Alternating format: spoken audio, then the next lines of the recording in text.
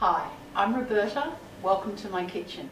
I'm here today with my friend Jose, or Jose if we're talking Spanish, but it's Jose in Portuguese, right? Yeah. I'm here today with my friend Jose, and we're talking Portuguese food and drinking beautiful Portuguese wine. Yes. Cheers, chef. Thank you. Thank you. Thanks for And having me. we're nibbling on some things that you tell me are the most typical things to have at a Portuguese gathering. Yes, whenever you sit at a table, there's always wine, bread, some olives, termossos or lupini. Lupini. So lupini is the Italian name for these little beans. Yes, and we call them termossos. Tromossos. Yeah, we love snacking on these and having a chat while the rest of the food's getting finished. Is snacking a big part of Portuguese culture? Yes. Yeah, we always snack on. Whenever you go to someone's house, there's always food on the table. I like that. From let's say when I go back on holidays, I go to my auntie's house. We'll gather around normally at a communal table. Mm-hmm. The olives, the wine, the lupini, the presunto, which is Ham? prosciutto or okay. jamón, but we call it presunto. That, and then some cheese. Portuguese have beautiful cheeses, don't Yes, they? they do. A lot of sheep milk cheese. Mm-hmm. But yeah, so there's always food. What are some of the other really typical snacks? Snacks are bolinhos de bacalhau, or pastéis de bacalhau, which is salted cod croquettes. We're making those. Yeah, and then there's another one called rissóis. Rissóis is like a little dumplings, which is normally filled with either prawn, or you can do with meats or mixed up meats. And is that the choux paste? it's like a choux paste with no egg. And then you make your choux paste. You let it rest, and then you do like little dumplings, like ravioli, half moon raviolis, and then you egg wash them and crumb them, and then you crisp them up. I think I've had those at Bibo. Yeah, that's always on the Bibo menu. Okay.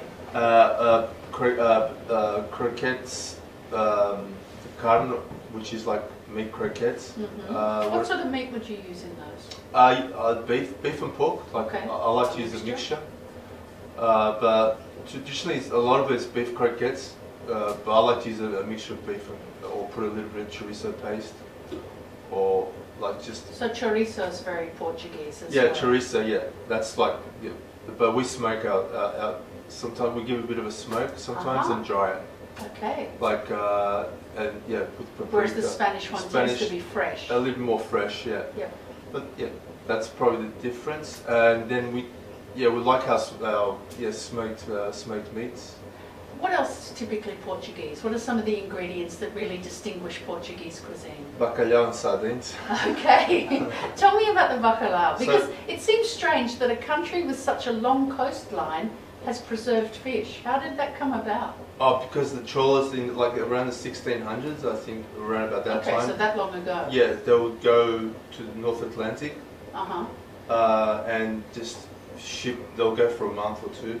So they had to preserve the catch. They have to preserve the catch, so they would salt it, and then air dry it after. Okay. So and then that's where the bacalhau came from. So yeah.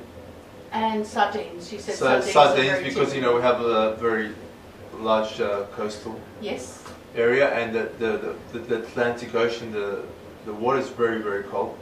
So you get good oily fish. Really good oily fish, very good oily fish. So a lot of our fishes are the nice fish is oily fish like sardines, bonito, tuna. Mackerel? Mackerel. Yum. Yeah. Okay. So yeah, we tend to eat a lot of that, like the mackerel either poached, steamed, or make a pate. Sardines, because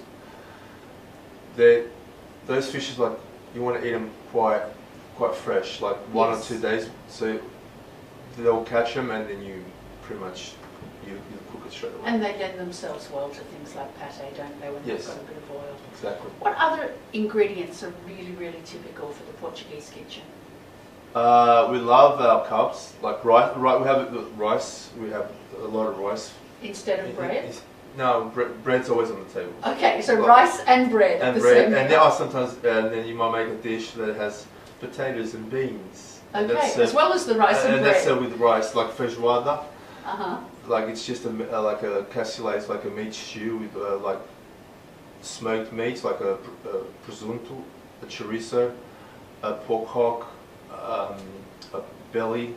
So you have some cured, some salted, and some smoked meats, and you make like a stew, and that's with beans, and you serve that with rice and some bread and then sometimes you even have like potatoes, rice, and beans in the same dish. Why not? I love my carbs. It's I'm just happy to do that. It's carb heavy, so it's full of flavour, but very carb heavy. And look, do you think that came about because, like most cuisines in the world, it was a peasant cuisine? Yeah. You had to fill people up, right? Exactly. So Portugal's like very peasant, like farmers and fishermen, I guess. Yeah, it's pretty much what it was. Yeah, farmers and fishermen. So if you go to the Alentejo region, it's very flat. So the pastores, which is like they'll take their sheep and they'll go for the shepherds. Yeah, so they'll go for for a day or two, and they'll have some bread, a little bit of cured meats, and they'll do a fire and just do a dish like that. So and then in the north, which is where you're from, right? I'm from the region called Minho, which is where Alvarinho's come from. And then we have it's more like mountainy, hilly, very green. So we have like a lot of greens, pork, and a little bit of beef as well, and Trás-os-Montes, which is a little bit further. So the soup that we're making, caldo verde, is that from your region? That's from my region. So that's just like a cabbage. It's called verde, which is normally just grown up there. But then now we use kale. It's like a kale. We can use. We're making it with chimidirapa. Chimidirapa. It's very similar to that. Yep. And then you just do a potato broth. So you make a broth, and then you just chuck in your chimidirapa or your caldo, and a bit of chorizo, which was smoked, and a bit of olive oil, and that's it. And you eat that with broa de milho, which is cornbread. Yes, which we're getting from you for our recipe kits. Yeah. So now, did you tell me the cornbread recipe was from someone in your family? Yeah, it's from my grandmother and my auntie. They gave me that recipe, and I use exactly the same. It's very country style bread. It's very dense, so it's got corn. I use white and yellow corn, and then rye and wheat. Okay. And it's a yeast base, but you can do sourdough as well. Like my grandmother and my aunties, they used to make it a little in the wooden tub, and with a lid. So it's like a special, and then they'll leave a little bit of the dough for the next week. Okay, so genuine sourdough. Yeah. Pretty much. And the other bread that we're using, which I think is called grandma's bread. Grandma's bread, or which is pão d'avó, also known, we call pão d'água, which is like water bread. It's like a high density bread, like a water content, like 80%. And that's kind of like gets a nice crust, but very moist in the middle. So we're using that for our prego, which is did I say that right? Prego, yeah. Which is the steak sandwich. Yeah. But there's another bread that's commonly used for that as well. Yeah, there's a bread, bolo do caco, which we use for the steak sandwich. But that bread comes from Madeira. They use sweet potato. Yes, and we're making that as well this month. Yeah. But we're going to serve it with our clams and chorizo. But that is typical also for the prego. Yeah, we can. Yeah, it is. So what you do is you get a garlic butter. Oh, yum. Steak sandwich. A steak. Just fried, by a bit of onions if you want, caramelized onions, and just the pão de caco, which is it's like sweet, it's a little bit sweet. Yeah. But yeah, it's really nice. Yeah, it's quite unusual because it's made with sweet potatoes, so it's a potato bread. Very unusual. Yeah. What else is really typical in Portuguese? What about the spices and the herbs? Spices, yeah, we have, because obviously we're one of the first to conquer the... You weren't one of the first, you were the first! To conquer the world, like, they were the best... The voyages of discovery. Yeah. So they had the spice trade, so they used to bring a lot of spices back, but we tend to prefer cinnamon, is our paprika, pepper, is the ones we use the most. I was surprised to see coriander, which I think of, and fresh coriander. Fresh coriander, yes. I think of that as being Asian, but no, there's a lot of that. We use a lot of. It's mostly that's from south of Portugal, like Alentejo, Algarve and Lisbon region, they use coriander. Right. In the north, we use parsley. I didn't actually eat coriander until I came to Australia. Okay. Yeah, I didn't really like it. Now I love it. It's like one of those flavors that you learn to love. But yeah, so normally in the north you'd use parsley, but now it's everyone's using it. Traditionally, more is southern dishes use coriander, northern dishes use parsley. We'll use both. I like to use both. The other thing that really struck me about Portuguese food when we first started talking about it was all the desserts that contained egg yolk and sugar. And we're making Portuguese tarts, of course, this month. Yeah, because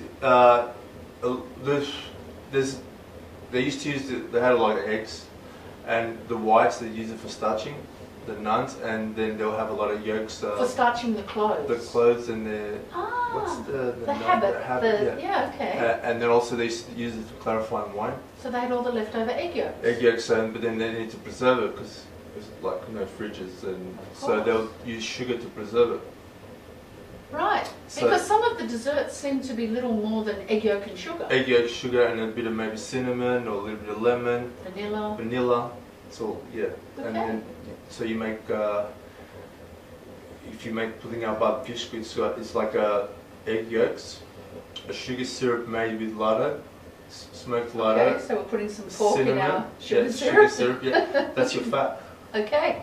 So we don't that, you make sugar syrup with a bit of a lemon zest, a cinnamon quill, a little bit of lardo, and you add that to your yolks, and then you just cook.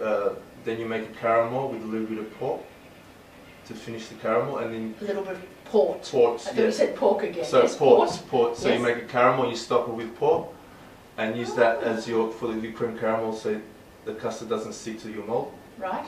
And There's a reason for everything, isn't and then there? You blunt, yeah, and then you cook a bain marie style, and then it's like a dense, like a very silky, rich custard.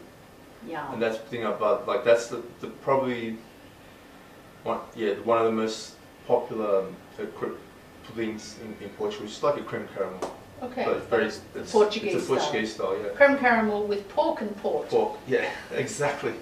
I think we're going to have such a delicious month. Thank you so much for sharing your knowledge with us and being the inspiration for this kit. Yeah, thanks for inviting me. I know it's going to be delicious. How do we say cheers? Saúde. Saúde. Thank you, Chef. Saúde. Enjoy.